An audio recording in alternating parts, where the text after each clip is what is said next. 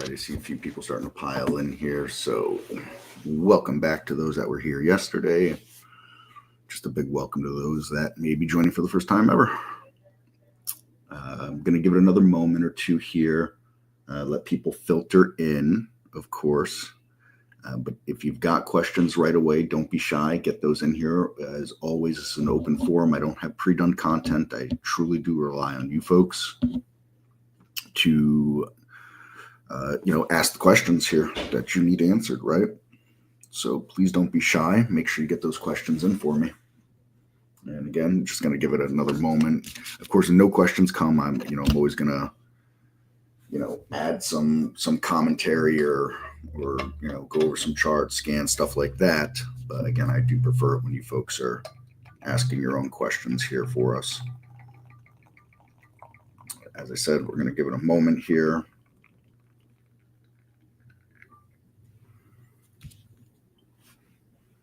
All right, welcome from India. RT, you've got Chris Varley, not Andy today, but thank you anyways. Hello to you as well.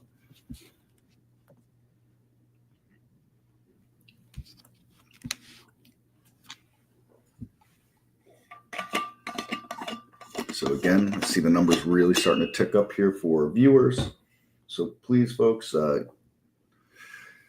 get those questions in here for me, right? My name is Chris Varley. I'm part of the support and education team here with Trade Ideas.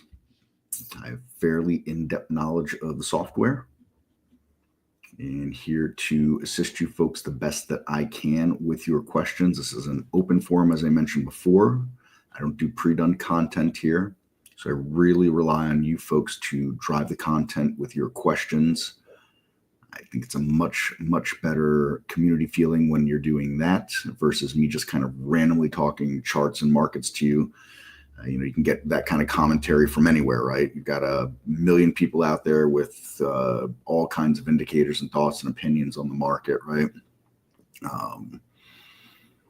So that's why I really, truly believe it's best when you folks are asking questions for Trade Ideas software, because you're not going to get that other places.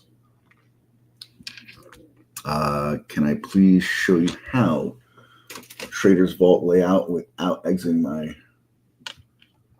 current one?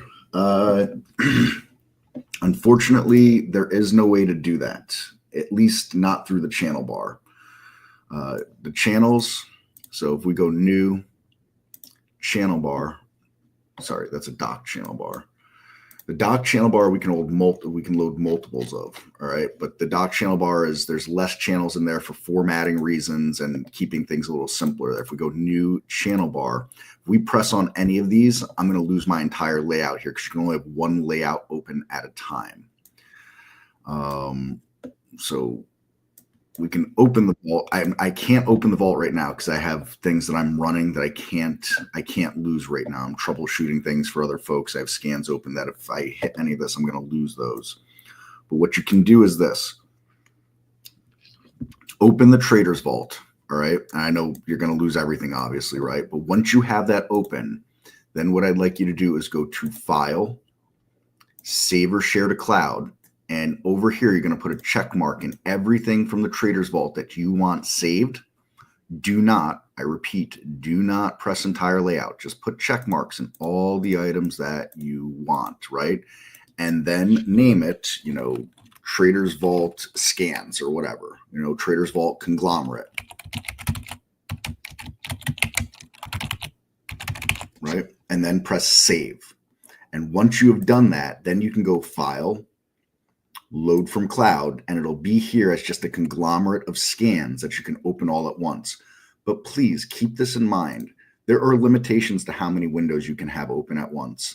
The limitations vary based on the types of windows, your internet connection, your computer, columns, how the scans are configured, charts. There are a number of factors that get involved in this, right? So one of the things, especially for newer users that I really, really recommend is, having 1,000 windows open, you can't possibly look at all those stocks at once and make a decision on any of it, right? So keep things,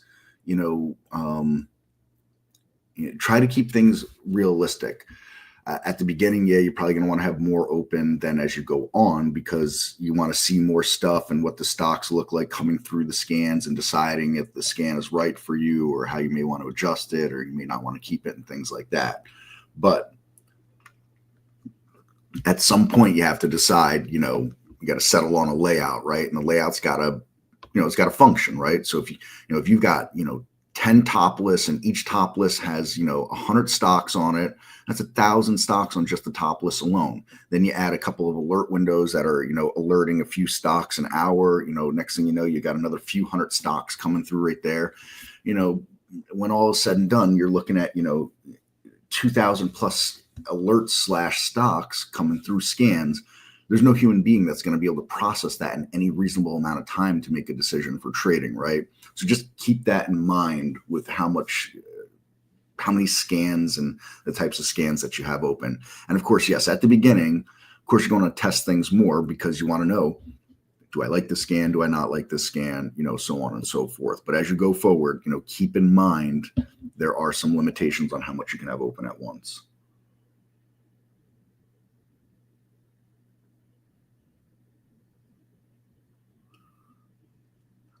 So, I do it as a side gig, the paid hours. I do it outside, Trade Ideas realm of things. It's really whatever anybody wants to make of it.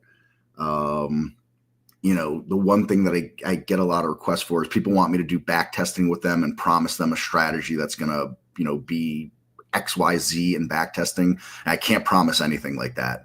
I was a subscriber to Trade Ideas many years before I became a Trade Ideas support member here. And I have yet to this day been able to create a scan for myself in back testing that I can run in automation. And that's not from lack of effort. So, I can show all kinds of software functions and thoughts and ideas, and we can talk, of course, we talk some charts and all kinds of stuff with scanning and all those things like that. Just the one thing I can't promise any kind of profit building like that. As far as that goes, Michael. So, but it's essentially whatever you want to make of it. Aside from that, whatever, if you want to do more ins and outs of Brokerage Plus, if you want to, help building a layout, things like that, and all that stuff like that. But the first thing I always also do is I encourage people, leverage this too, right? Generally, it isn't like so many questions are coming in here, I can't get to everybody. So anything you want to go over that you think you might want to go over in doing one of those, shoot those things here too. And we could try to do it here as well. I prefer people to get free support first. They're just that, I've run across a number of people that, money's no object to them. They don't want to come to this YouTube for whatever reason. And so I said, all right, if you want to pay me for my time outside of this, then, sure, I'll take the money in that sense. But I'd rather give people free support here in this before going the paid route, of course. The difference between the built-in VWAP and the not built-in VWAP. So essentially this, everybody can put the anchored VWAP on their charts like this here, right there. I just threw an anchored VWAP on there. I can do that from anywhere. What you don't have though, that's the add-on, is if we come to new Market Explorer and I right click and I go to select strategy and I go to the AVWAP, you don't have these scans. These are add-on scans. We sat down. I'm using the royal we, by the way. I had nothing to do with this. We sat down with Brian Shannon and his book and came up with these scans based on, picking his brain and things like that. And so that's why it's an add-on, is he kind of gets the royalties from this in that sense. So, if, in order to have it, you have to have a Trade Ideas subscription. So we get that part of it. And then he gets, the anchored VWAP part of it for the most part here for sitting down with us and writing out these scans and all the stuff that goes with them. So that's the difference between that's what the anchored VWAP essentially gives you. Yeah, you got it. If you wanted to add those, or actually, you could probably just do it yourself on the pricing page. Bear with me here. See if you can do it here. Just make sure you're logged in with your proper account. Bear with me. Bring this over. So on the pricing page, if you scroll down and you go to the add-on, press get started here. Yeah, and that should do that for you, and just put in the whole rigmarole here with your card and all that stuff like that. If you have any troubles with it, info at trade-impetus.com. Just shoot an email there, and someone from our accounts team will either walk you through whatever might be the issue that you're having or help you get it sorted there. You know, I know some account stuff just from seeing emails and interacting with the folks there, but I don't work in accounts, so I have a limited view and limited knowledge of that kind of stuff. You know, for adding things onto your subscription, the functions of all of it, I have a fairly in-depth knowledge.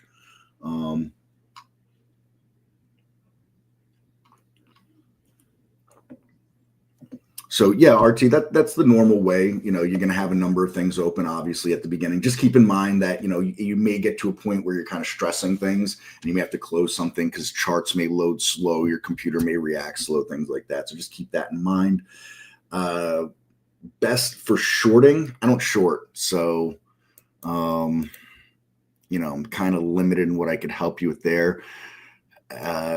You know, I guess if I were to attempt to short, I'd be looking for stocks that were really spiking, right? And then trying to maybe set price alerts to find them coming back this way, right? So something you might consider, for example, and then, you know, take this example and run, and we can build on it too in a moment as well. But maybe you want to look at, you know, stocks that are continuing to make new highs on the day, right?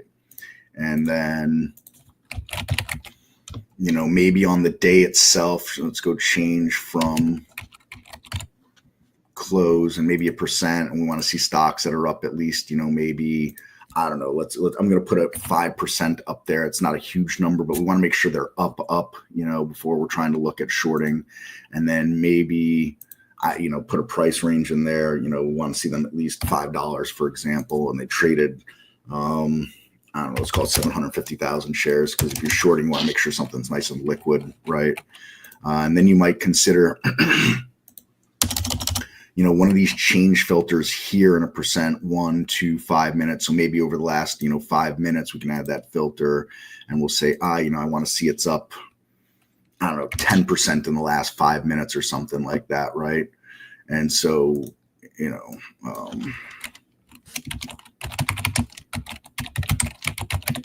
you can call it short spike template. I'm going to go ahead and share a cloud link of that with you. Where the heck is, there we go, save or share. And then I always just ask any cloud links I ever share, please make sure to save them to the cloud yourself. So, you know, right click, save or share to cloud, because I go through and I delete all the cloud links that I have in my account that I don't use, so it's not overly cluttered up in there. Also, you know, at some point you can get to a limit on these things when I'm helping people make, you know, so many scans in a month. So I just go ahead and go through and clean those. And give me a second. I'll circle back with you on maybe some short thoughts. Actually, first, you know, before I go anywhere else, before I do anything else, also go to new channel bar. Go ahead and expand this out, right? Click show more. You know, you may look at the going down channel here. That might be something you want to consider. You may look at the trade the gap here, because it may have some of the same concept of what I was just showing, the spiking, and same with the explosive winners channel, right? Because there's things in here that will make for good short opportunities. So like I want to show this here, GXAI. This is the kind of scan that you might find in the, you know, so you'll find something similar things to this in that channel, the explosive winners channel. And we can see here, I mean, look at the reversal off of this here. Now, while this was a great long opportunity, it also has presented a great short opportunity here as well, right? So same kind of concept that you'll find some things like that, even in the channel bars, by kind of unconventionally using scans in there, you know, assuming that's the kind of shorting you want to do. If you're looking at kind of more long-term swing shorting, I'm going to have to pick my brain a little bit and think on that. Because like I said, just not the kind of trader that I am. Yeah, Michael, go shoot me an email. Absolutely. Throw a list in there, whatever you got to do. And not whatever you got to do, you know what I mean? And we'll, you know, I'll give you yays and nays on things, but I mean, generally speaking, Michael, I found you for our interactions here. You got a pretty good handle on the software, so shoot that email over, and we'll see. Got that.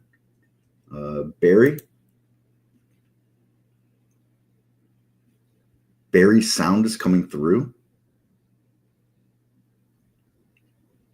Can't be. Check to make sure you don't have the room open or something, because I don't have anything else here. And let me open up my side of YouTube here. I'm just going to join the YouTube channel like you folks are in right now. You might hear it double up on my voice for a minute.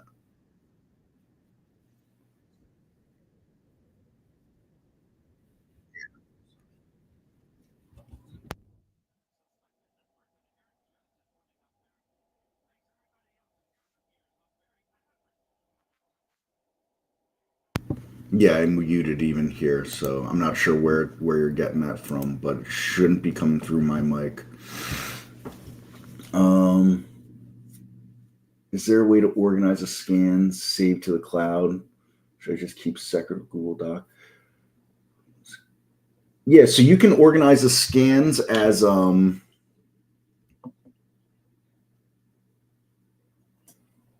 you can organize scans as a layout, right? So like we could, see how I have everything organized here like this, and then you can go File, Save or Share to Cloud, and if you click Entire Layout, how you have it saved is how it will, land for you.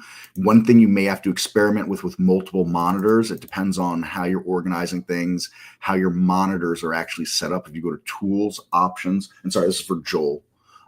Tools, Options, Layout, you may need to click Open relative to main window, because the software might try to pick what's your main screen essentially when you've got multiple screens. So just something to keep in mind with that there when you're doing that. But organize things how you want them. File, Save or Share to Cloud. Go ahead and click Entire Layout. You'll give it a name right here. Main layout. And then you go ahead and click Save. And then moving forward, File, Load from Cloud, and you'll find that here as well. You can also save things as a default layout or a local save. If you go to File, Save Layout, you'll always have this default _ layout as an option here in all capital letters. By saving a layout like that, that's what will open every time you launch Trade Ideas. But you could go ahead and rename, like for example, I used to have when I was kind of doing pre-market work, I had a pre-market layout. And so, I'd launch the software, the default layout would start, and then I would load the pre-market layout from here, so you can name anything. You can name a layout whatever you want, my playground, for example, right? And then if you save it as that, you can come into File, Load Layout, not using the cloud, right? File, Load Layout, and you'll have the options of the local saves you've got there as well. So, a couple different ways to slice and dice the saving of all this.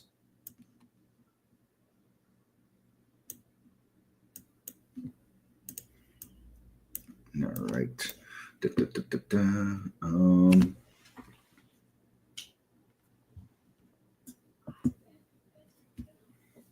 All right. So yeah. All right, Bill. Glad to know. Thank you, David. Thank you, David and Bill, on that for the triple checking to make sure, because I don't have Barry open right now. A lot of times I do sneak and hang in the room when I can to listen to Barry, but it's just tough sometimes. Short-term shorting is what I'm looking for. Thanks for the links and details provided. Yeah, of course, RT, of course. And we can circle back in a moment here on a little more that I saw. I'm not used to so many interactions coming through on this so early. So we can circle back on some of the shorting thoughts in just a second. Is the layout that Barry was using this morning available on the cloud? So he doesn't share his entire layout on the cloud like that, but he shares all the individual scans. So if we go, let me pull up his page. So, if you go to Barry's page here, let's right click, and I'm going to drop this link on you as well. So there's Barry's homepage there. And if you scroll down and you go to click below for a list of his scans, click here. You can go ahead and right click on any of these where it says open scans. You can actually just right click that, go to copy link address, and then in the software, go to File, load from cloud, and it should be copied in there automatically. If it's not, you just go ahead and, if it was blank for some reason, go ahead and paste it and then press load, and bang, whatever scan that you wanted is there. Because Barry changes his layout throughout the year based on when we're in earnings and how far away from earnings we are. Sometimes scans they go hot and cold. And so if he's got a scan that's gone cold on him, he may load another scan to see if it's time to, bust that other scan out like that. So that's why he doesn't share a layout because the same as me, he's changing. Well, not the same as me. He's changing things, but the same as me, he'll delete cloud links and remake them. So the cloud link isn't evergreen is what happens, because a cloud link only lives on as long as the owner of the original cloud link, or as long as it's saved somewhere in some cloud, right? So these would all be in Barry's account. And if he changes something with his layout and he deletes a cloud link, it's no longer valid anymore. So CH, just let me know if that makes sense and if you need help with anything else as far as understanding that. Slow day. Well, I don't know, man. Not a slow day here. I had a frustrating moment with serve. Okay, that makes sense. Perfect. Thank you. Yeah, I mean, I only took one trade today. It didn't work out how I would have liked it to have worked out, to say the least. But it's just sometimes the nature of the beast around here when you're juggling a lot of stuff. But there was definitely some actionable stuff I was watching. I deleted all my earlier price alerts, but there's quite a few things I was watching early on. Let's see. GXAI, of course, I was watching that. I wasn't able to do anything with that, unfortunately. I don't know if there's anything else here that I was watching. ARQQ, very nice move from ARQQ. Liquidity isn't great in that, though. I got to admit that. And the spread is holy cow bad. Wow, that is a bad spread, unless I'm missing something right now. Oh, Joel, yeah, sorry. Smart risk level. If you're looking at a Holly alert, you won't see the smart risk level. So like QURE, what happens is you go to properties, you've got Holly kind of putting the smart risk levels on there. And if you're really looking at this stuff, you kind of want to get out of the browser interface. But like if I right click and I come in here, I can't use the smart risk level because it's a Holly alert. But if I go to, let's say, serve, SERV, right? Now I right click and I come to properties, I get smart risk levels then, and I can put that on there like that. So that I would surmise that where you're getting blanked on it is because it's a Holly alert. And if you're looking at it like that, then I would undo the browser chart by right clicking, uncheck that for that. And as you go through, you'll see smart risk levels based on Holly's stop loss there on each one of those. That is what I suspect you have going on.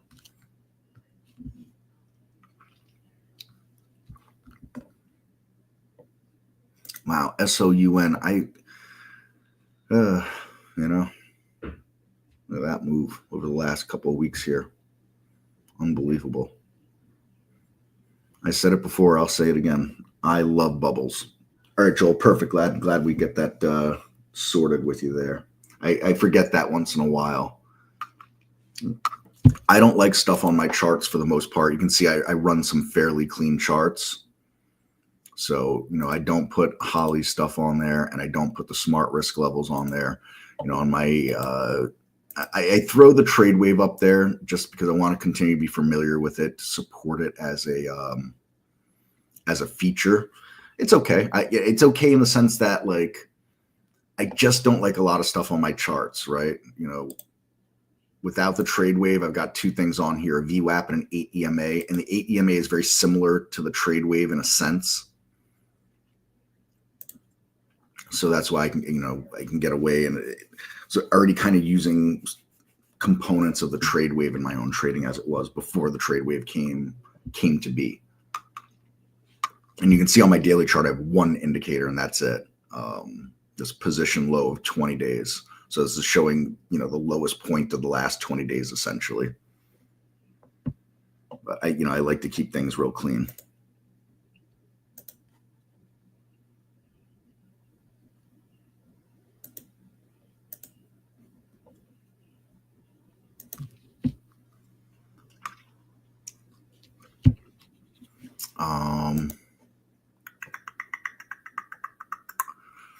All right. I think I've caught up here for the most part. Trader B did mention FOXO. I meant to throw that up here. Take a look. FOXO. Come on, keyboard. Let's go. Let's get with it. FOXO. All right. So we got the sub dollar stock here.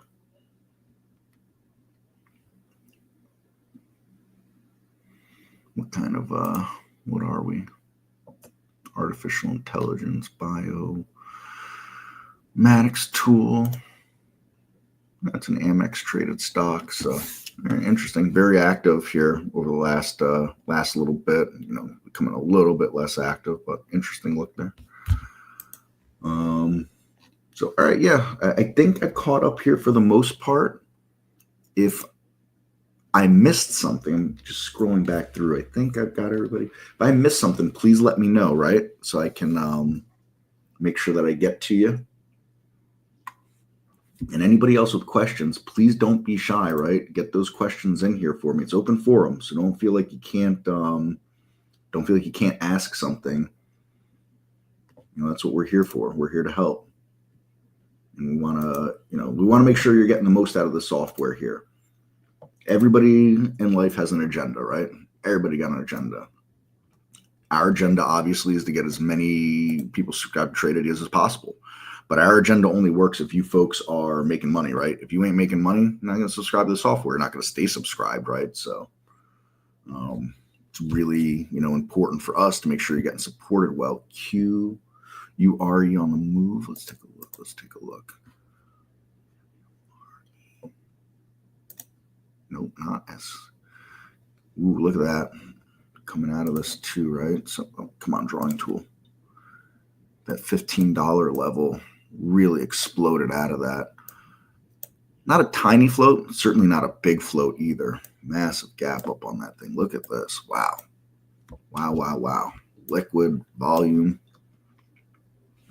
Bid ask isn't terrible either, all things considered. I mean, I've seen it go as much as 10 or 11 cents. I've seen it down as low as 2 in the last few moments here. So not the worst spread possible. Way off a lifetime high.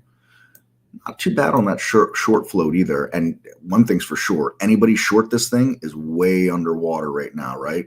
Because I doubt anybody short it from back here at this point. So everybody short it is, likely short it somewhere in here at this point. And so now, they're underwater a good, I don't know, $7 to $10, give or take, maybe even more, to be honest. That's certainly not going to help their cause. You got to wonder how many people are still holding it short at this point. And, one of the things that I didn't understand, or I never thought about at first when I was first learning all this stuff, is that when you're shorting things, your loss can be infinite, actually. If a stock collapses, go to $0, that's the end, right? It's all done. The stock can keep going up forever. There's no limit. There's no cap to what it can actually do, right? So, but I'm curious, how far back do we got to go to see lifetime high here? So we got to go all the way back to 2019. Look, this thing has been in such a long-term downtrend on a monthly chart here, right?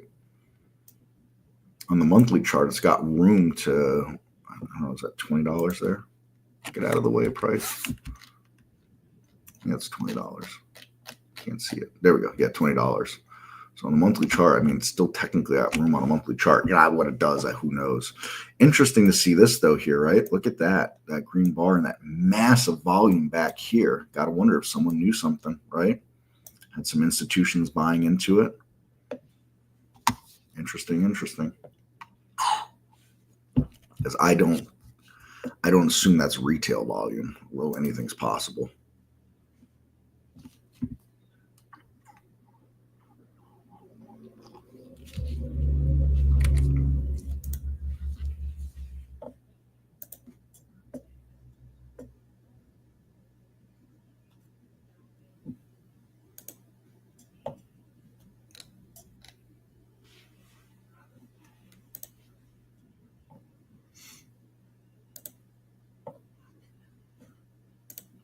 Again, get some questions in here, folks. Don't be shy. Don't be shy.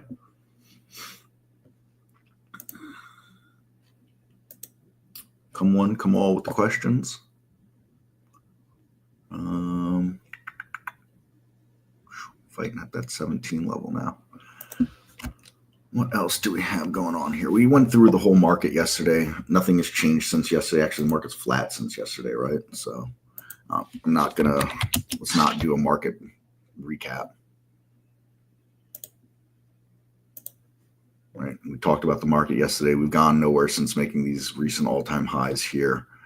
The only thing, to comment is it's, like I said yesterday, at some point we'll have a bear market again, right? That's how this works, right? We're in a bull market. At some point it'll be bear. Are we going to start, a sell-off this week into that? It's possible, right? I don't think it's likely right now, as, we kind of muddle through the end of the year here, but anything is possible, right? But what we do see, plenty of times is these pullbacks that will shake out those that either have weak hands or no trading plan or a combination of both, right? So, look, had a nice run up here, a little pullback there after the, this was the election, I believe. I think that's the election. I'm 90% sure. Let me the dates on here. Yeah, so that's the election there. So, some election euphoria or whatever the hell you want to call it. Moves up, and then we get a pullback near filling that gap, and we sprung off that. It's not unreasonable if another pullback happens. How far and deep that could pull back, everybody's guess is as good as the next person's for the most part, but we look at levels and if-then scenarios and all that. So that's all I really would want to comment on the market after. Like I said, we did an in-depth on that yesterday, and I don't want to bore anybody with more of that nonsense. Plus, I'm not going to be telling you or showing anything that you can't get 1,000 other places, right? Can you tell me if I can activate some icon on the charts to show stock splits, earnings, other types of details? No, the only thing you have is if you right click and select browser interface, just make sure there's a check mark there. You got this drop down here for some things. The next best thing you can do is a single stock window here. Anything we have as a filter for building scans, you can find in here. So if we right click and come into configure and you're in the search, literally anything here you can add as a column. Just remember, there's limitations on space, right? So, obviously you can make this bigger or smaller by clicking and dragging it, like any other window. But just keep in mind, there's some limitations. And at some point, there's just X amount of data that can come into a window also. But, you can go through the search of this. And if you want to add whatever it happens to be that we have that you may want, standard deviation, for example, you click show column, right? And, then you can order the columns. If you ever want to get rid of something, you just come to columns. Everything here on the left is what's displaying. On the right are things you've likely recently used or looked at. And so, you could highlight something here and move it from left to right to get rid of it if you don't want it anymore. That would be that. We don't have anything specific for stock splits, though. Earnings, yeah, earnings are just on here. Earnings would be on here as well, I believe, assuming, we're within a certain window of earnings. Is earnings on here? Change position, $12, shares, position, market cap. No, I guess earnings isn't on here, but you can get earnings here on this. So you can see earnings date. Clearly the SPY doesn't have earnings, right? QURE, but let's get on that. Let's see. We're well outside the window. SOUN. So we can see it had earnings, the post-market of November 12th. It's also marked on the chart here with that yellow line right there in the E. So that's what you could get for details of the details that we do have. When I go to new real-time stock race, they were docking on the layout at first. Can you add more than one race in a single layout? Yeah, so what you might want to do is, if you don't want things to go right into a dock, so the first part of that, come to Tools, Options, Layout, and you can uncheck this Open and Docked window here. And then if you want to dock it later, you can by right-clicking. Right, so if I right-click and I can duplicate into, so this duplicate into charts, that's why I named this dock up here. It's called charts, right? Or I can duplicate into a new dock window itself if I wanted to. So that's one part of what you're asking there. And yeah, you can add whatever you want for races. You don't have to also start with stock race on the new. Come here. Why is this being difficult? There. When you come to new, you can also start with a top list, build the top list you want, and then once you're done building it, if you right-click the top list and go to launch real-time stock race, you'll still have the top list there, and then you get the race as well. So it's two different ways to build races. And then, of course, doing the new real-time stock race, you start with some of our pre-made stuff here if you want, right? You hit launch. Oops, I didn't select the race. You hit launch. You're going to obviously get one of those pre-made races. You could also right-click and you can go to configure. If you click advanced, this is the top list behind that race, because at the core of every race is a top list. And then, it functions based on the filters that you've got in there and sort that you're using as well with that. So let me know if that makes sense. If you want me to cover something more in depth, if I went too fast, something, didn't click, let me know and I'll circle back on any and all of that, of course.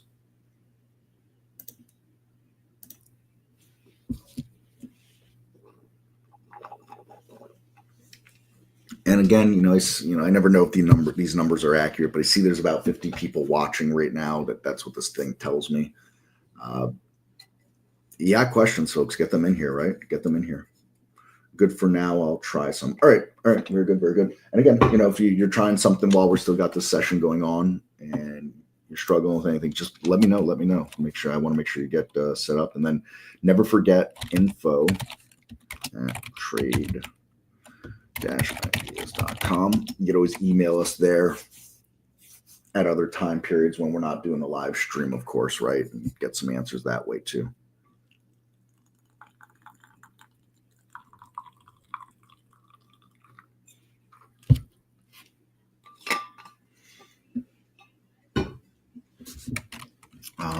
What else do we have going on here? Man, SOUN, just defying gravity.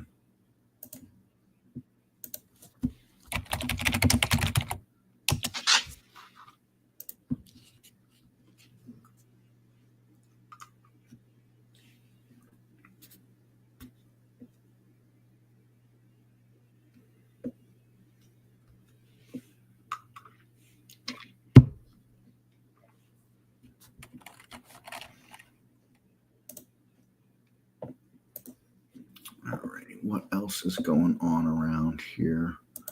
So QURE struggled after it got above that 17, fading back here. We'll see what happens with that, of course. Look at any of these other ones. RGTI, what's happening here? So pretty good size mover here today. CMRX, a tough one, good size gap up and just kind of ran away. Yeah, a little consolidation in there. And again, folks, anybody with questions, don't be shy. Don't be shy, please. What else do we got going on here? ELAB, what did you look like today? It's kind of steady grinding along here. sideways, move up, larger sideways range, move up, large sideways range. Got the AVWAP now. All right, perfect. Good deal. Good deal. I know that it's popular. It's very popular trading those AVWAPs. It's gap from a bit, or AVWAP from a big gap or a big reversal. Things like that. Brian Shannon has not been doing what he's been doing for as long as he's been doing it because he got lucky. That's for sure. There's a mix of scans in there. So let me bring over that Market Explorer window again. There's a channel for this, but I think, it's probably better for most people to do individual Market Explorer scans out of it. That's what scans on the channel come from. So we've got this 15 and 30 minute for intraday here. The rest is going to be daily and weekly. It should be, each of these should have a label on them. Clearly the year-to-date VWAP, it's going to be stocks that are, we're looking at them from where they started on the year-to-date. And then the big gaps too. So let me bring this over. Take a look at a few of these things here, see if we can't find something interesting.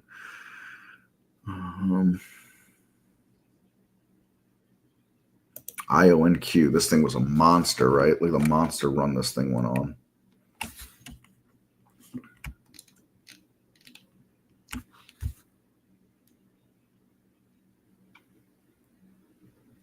So this thing had a sizable gap here. Because of the bars, the way it looks, you don't see the gap as much, but it's closed here and it opened here, right? So there's a sizable gap on that actually, right there on IONQ. I think it's just been a beast. So I was just kind of trying to find stocks that are, maybe recognizable or I know did a big move. JP Morgan. Take a look at that. Oh yeah, that's a gap right there. So now it's coming into that, it's settling into that AVWAP gap. And again, this is not an accident with Brian Shannon, right? Look at that. The more price touches an area, the more significant it is. And so, is this bowing and it's going to break down? Or, is it setting up here and settling into this AVWAP to make a move off? Of course, sideways is always an option too. What else? Disney, everybody's favorite content provider, right? Everybody loves Disney. Just kidding. Just kidding. I know some people don't like Disney. But it is what it is. They're a company. They're big. They're traded. They're loved. They're hated. They're, they're a little bit of everything. But that is a monster gap on the earnings there. And, you can't ignore a possible reversal overall in Disney. I mean, I know if we look at a weekly chart, clearly well off these all-time highs from back here, right? Clearly beat up. Clearly some work to do. But, it never took out that low back here from all that time ago. Hasn't taken out this high either, but that's interesting from Disney. Interesting.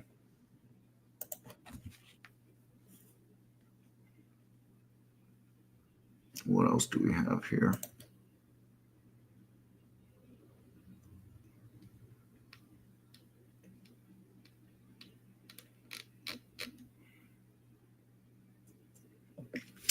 American Airlines. Got to move back to the daily chart here. So we just had this big gap up with it here and settling into the AVWAP from there. So yeah, definitely some interesting stuff out of that scan. No question about that.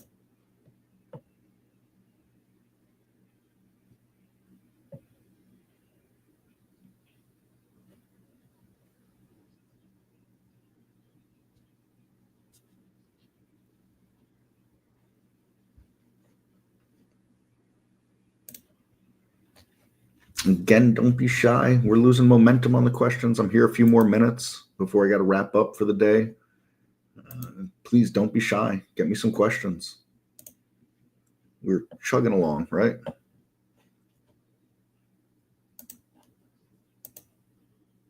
So we can get rid of that for now.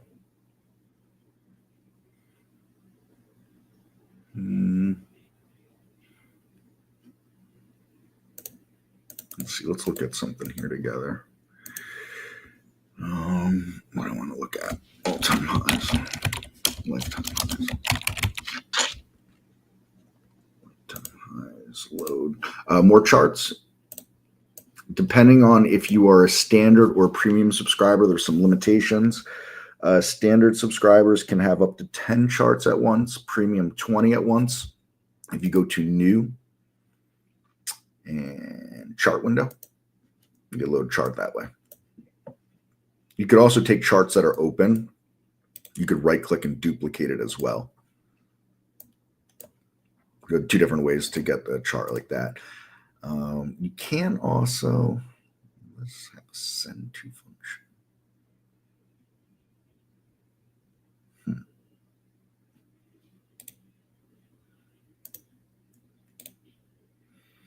On scans, not the tree maps, but when you've got the scans in grid form, you could also right click and send to chart window. You could do that as well. You could open a chart that way too.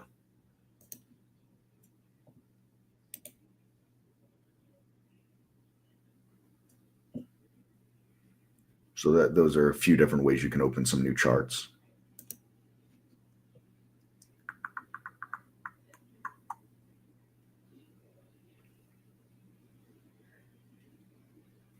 How would I use the AI? Like really any other scan, to be honest. I'm going to watch what's coming through in real time here when it gets alerted and then come look at the charts. I've got some pretty stringent criteria for my trading, and Holly doesn't meet it all that often, to be honest. But I'm going to look at the alert, check out the chart, and I'm going to kind of play it based on my specific trading plans from there. One thing I do like is if I'm, excuse me, if I'm interested in a stock already and Holly makes an alert on it, I do like that. It's, it's not bad when an algorithm that's back tested the way it is takes a look at the stock I'm already interested in as well. So that's how I personally use it. Holly has been one of those things over the years where people, oh my God, Holly's the greatest thing for my trading. Other people, oh, I hate Holly. It's the biggest ripoff ever. As always, the truth lies somewhere in the middle with these kinds of things. The one thing I would say is this, especially with Holly, is a lot of new traders don't consider the fact that you're going to have losing trades, right? That's the way this works. And Holly gives you a stop price on everything. And whether you agree or disagree with the stop price, ultimately, it makes you think about risk management. And, there's not, how many softwares, how many windows, how many things out there are doing that for you, right? That are forcing you to think about risk management. So I'll bring up, because like I said, I don't put this on here. All of a sudden you got to start thinking about, well, if I'm wrong, right? There's a stop in place there. Do I want to obey that stop? Is that stop too big for me? Is it just right? Is it too small? So on and so forth, right? And every one of these is going to have a stop price on them. So I think it's really important to note that. Even on the shorts, right? Because this was a short breakdown on VOYA. Here's stop up here on it. And so that's kind of my short and skinny with Holly there. I also would say this too, much like I do with the races, and I use the winner's circle or the finish line as a watch list. Got a watch list here too, right? Something makes a move, and then it pulls back, and we make another move again later, right? So if we didn't get this 14.95 entry on this here, right there, it got into the money, came down and got stopped out, right? But then we had what we would call a trade around, right? And this thing came rocking off to the races. So you can have a price alert set back at that 15 level. 14.95 was the call, but I'd always be looking at a whole number break, right? And set that price alert and kind of watch and follow along with it from there.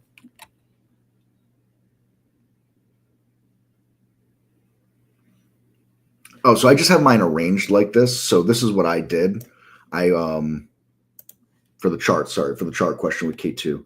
I went, new chart window. I'm going to show you exactly how I built this, right? And then, I set the chart up however I wanted. I right clicked and I went duplicate into a new doc window. So here it is into a new doc window like this. And then I'm going to get rid of that original one. I'm going to go duplicate here. Duplicate here. Come on now. Duplicate here. And so right now they're tabbed behind each other. I'm going to grab this one.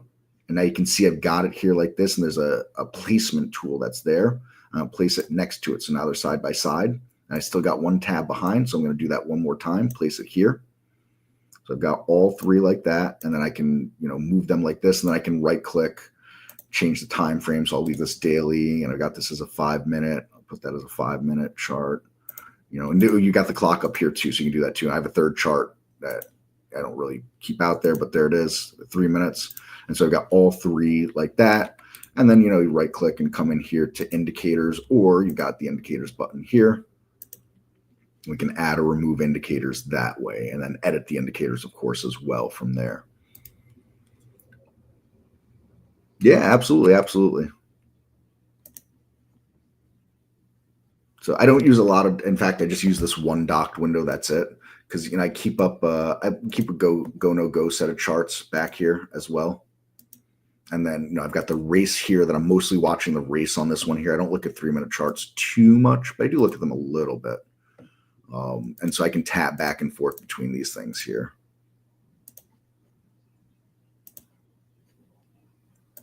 It gives me a little space saving, but everything else I have is free floating, free floating, free floating, free floating.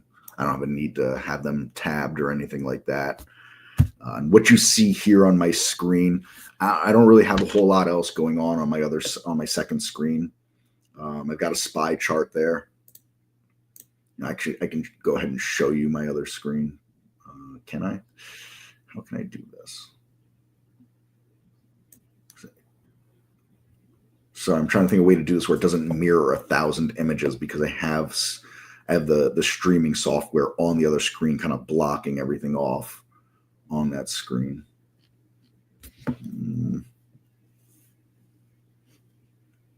I guess I'd just take a screenshot of it with the streaming software down.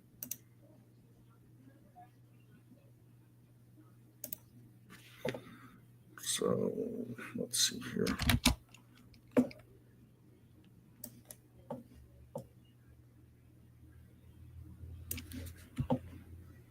Oh, that didn't work at all. Nope, that didn't work at all. All right, well, kind of you can see it here. So it's not, I was going to use a different screenshot tool, but I can't because I have my notifications turned off right now while I stream. So this is what I have on my other screen. That's all. I got a SPY chart. I've got these compare count windows. This is a sector window. It's a 5-minute trade wave scan. And I'm testing stuff in Brokerage Plus here. So this is just connected to the simulator here with a bunch of nonsense going on. Price alerts and a single stock window for the SPY. That's it.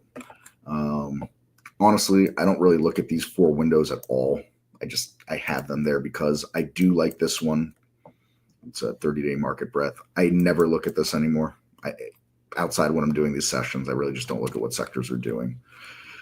And honestly, I don't use a scan either. I just put it up to, one day and saved it into the layout just to check out the alerts that were coming from it there. That's really it. So nothing overly fancy about my my setup, to be honest. I like to keep things really simple. I just don't like a lot of clutter. I start to get analysis paralysis, and my brain flops when I've got too much going on screens here. It was something that took me quite a while to actually figure out and learn.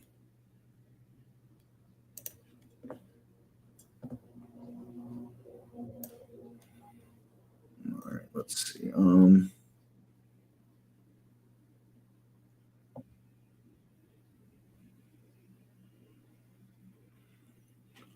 So it sets the stop loss automatically. There's, an algorithm behind it.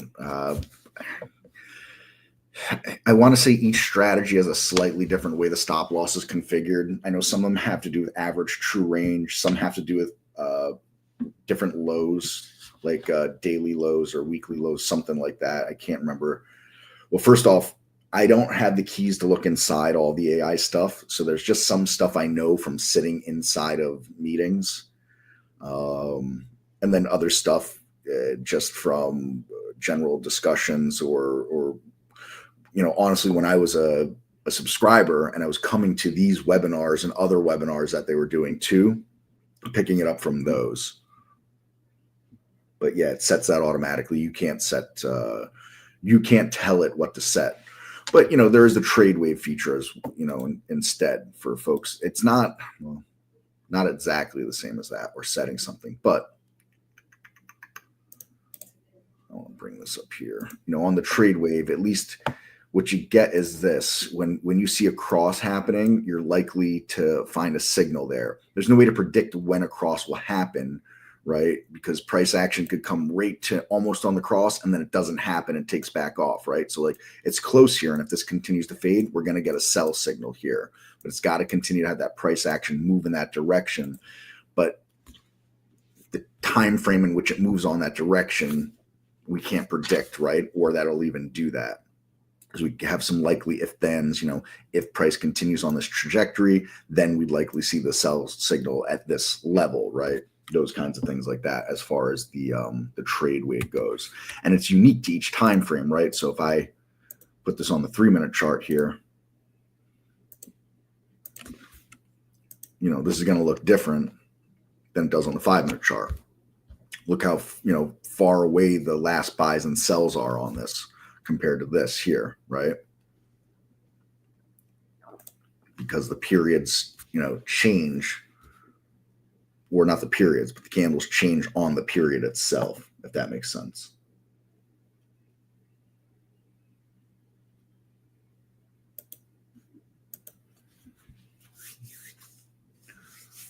So, all right, we're coming to the top of the hour. I'm going to begin to wrap up here. If there are any other software questions, I will stick around a few minutes extra for those. So if you have any more questions for me, please get those fired in. Otherwise, I'll begin to wrap it up for the day here. And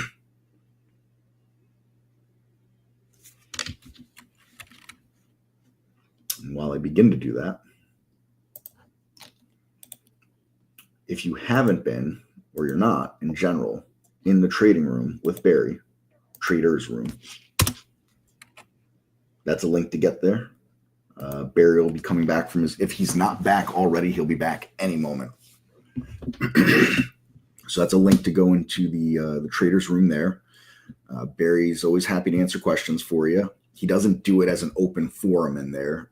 It's not pre-done content, but he's talking more about trading itself. He's never telling people what to buy, sell, hold, or anything like that. But he's general, more trader talk than software talk in there. But he can certainly do a lot of assisting with the software without any question. Extremely knowledgeable about the software, extremely knowledgeable. So yeah, I couldn't, I can never say enough good things about all the people that I work with here, and Barry being top among them, and what he does over there in that room. Yeah, so that the original train of thought there, RT, is what I'd be looking at here. Let's bring up an alert window real quick here. There are different ways to do this. So, you might consider, so another thought that I had, we could add that new high, but then we could do a 5-minute low, right?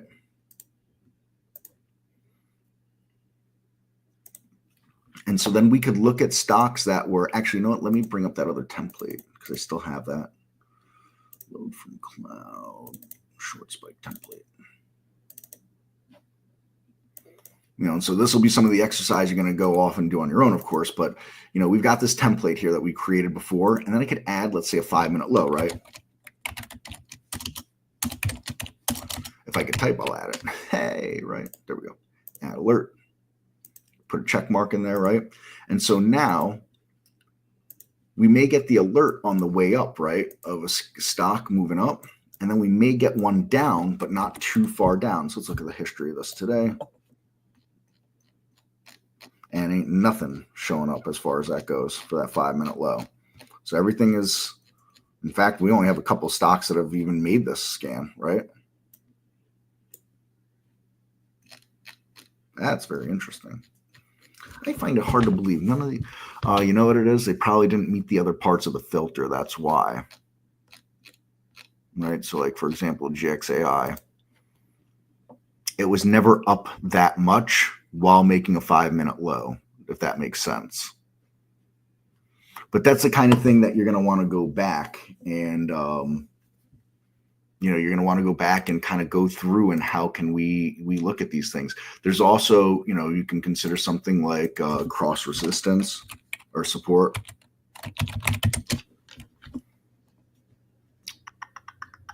There we go. So we've got these cross below supports. So, you might got something that's chopping around here in this level. There's an algorithm that'll see a support level based on price touching it X amount of times.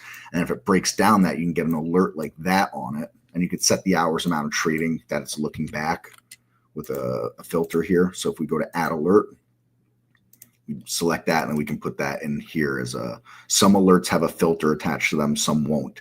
If you're not going to filter it, just leave it blank. Never put a 0. That would be my recommendation. So like new high blank means you're looking at a new high today. New high 365 would mean you're looking at a 52-week high, because this does count weekends in here. All right. So these are the kinds of things that I would be looking at when I'm thinking about building some kind of short scan. And then there's the traditional stuff, just as you would you'd look and use maybe an RSI for something moving up, or a Bollinger Band moving up. You use an RSI or Bollinger Band, right, moving down as well.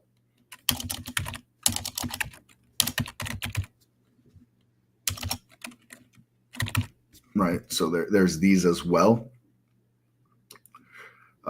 In the spirit of John Bollinger, Bollinger Bands were not created to be a revision to a mean. They were created to be a breakout. So, you break a lower band down, you're looking for a breakout lower. You break a band up, you're looking for the breakout to the upside as well. Revision to mean is fine. It works. Lots of people use it. They're very successful using revision to mean with all kinds of bands and envelopes, Bollinger Bands included. Just throwing it out there that John's original intent with that was momentum. So those are some of the dives in that I'd be looking at and considering there. There's over 500 alerts and filters in here. So peruse through them. Nobody uses them all. I've got a fairly decent knowledge of most of them. Clearly, I cannot go over 500 individual data points.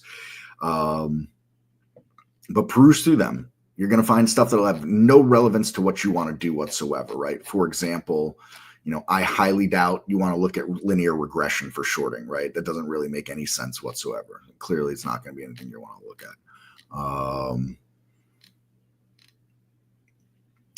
Market locked, not going to be something you're interested in for shorting, right? So go through, and if you have questions on any of them, if you click on it and you press the help button, you are going to get one of these here like that. So I just remembered I'm supposed to be in a development meeting right now. So I'm very late for that. I just realized. So last thing that I go over here, relative strength from the open, topless parameters. Yeah. So first thing I'm going to do is I'm going to share the scan here, because I suspect that's where this will end up going. Relative strength from the open, copy, paste. So there's that. And then the top list behind it, let's open top list. Right click, configure. Windows specific filters. We're going to hide this. So I'm looking at stocks between $2 and $30. They have to have traded 400,000 shares on the day. They are within 15% of the upper Bollinger Band on a 5-minute chart. And then I've just got a 1-minute volume metric in here. I transferred that on the shared one to a 5-minute. I just want to know the stock is actively trading, right? I don't want to see stocks that trade 20,000 shares, don't trade for 40 minutes, trade 5,000 shares, don't trade for half an hour, trade another 50,000 shares, right? I need more than that. And then I'm sorting the scan by, once you've got those stocks for me, I want you to order them from top to bottom with the ones that are up the most from the open, like that. And then inside the race setup, on a descending order, on a total accumulation of up from the open. So stocks that are just simply up the most from the open, those are going to be my race leaders, like that, and in descending order from that as well. So that's the short and skinny for that. I just go over support stuff, and if there's any bugs that need to be looked at or considered, and things like that, feature requests, things like that. So I'm just a support. I'm a support monkey. I'm not a developer. So, all right, folks, I thank you kindly for hanging with me. I apologize for cutting short right now with that. You've got the info at trade-ideas.com email to get to us at for that. And I'm sure I will see you all, hopefully in the not too distant future, in another one of these. So thank you again, folks. Take care. We'll see you soon. Bye-bye.